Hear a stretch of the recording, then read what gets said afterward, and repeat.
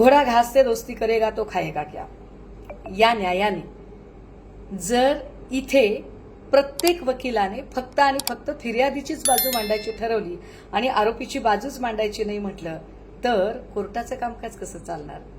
भारतासारख्या लोकशाही प्रधान देशामध्ये जितकी फिर्यादीची बाजू महत्वाची तितकीच आरोपीची बाजू सुद्धा महत्वाची, कारण याच देशाच्या न्यायव्यवस्थेने इथे कसाबला सुद्धा वकील देण्याची परवानगी दिली होती, हे विसरून चालणार नाही. वादे वादे जायते तत्वबोधा या सगळ्या युक्तिवादातूनच नेमकं सत्य काय ते बाहेर येत असतं.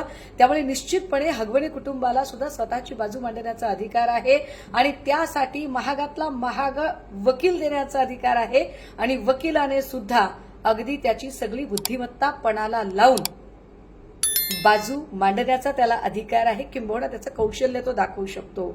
पण बुद्धिमत्ता पणाला लावून हगवणींचे वकील बुद्धिमत्ता पणाला लावत आहेत की नीतिमत्ता पणाला लावत आहेत, हा खरा कळीचा मुद्दा आहे.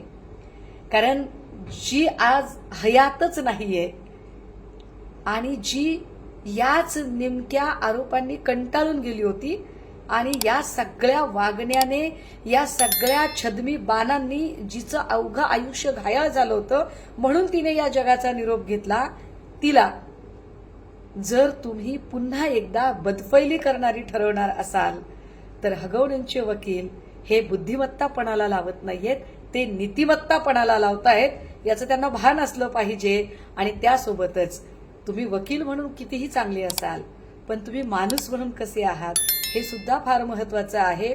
कारण या केसमध्ये कदाचित वकील म्हणून तुम्ही तुमचं सगळं बौद्धिक कौशल्य पणाला लावत आहात, परंतु तुमच्या घरातल्या मुली सुना काय यांच्या नजरेला नजर देऊन तुम्ही हेच सगळे मुद्दे मांडू शकाल का?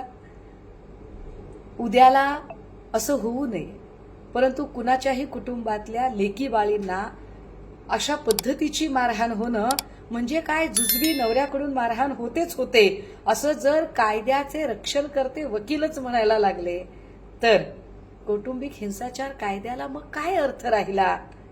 मला वाटतं हगवणेच्या वकिलांनी बुद्धिमत्ता खूप पणाला लावावी पण नीतिमत्ता राखून ठेवावी.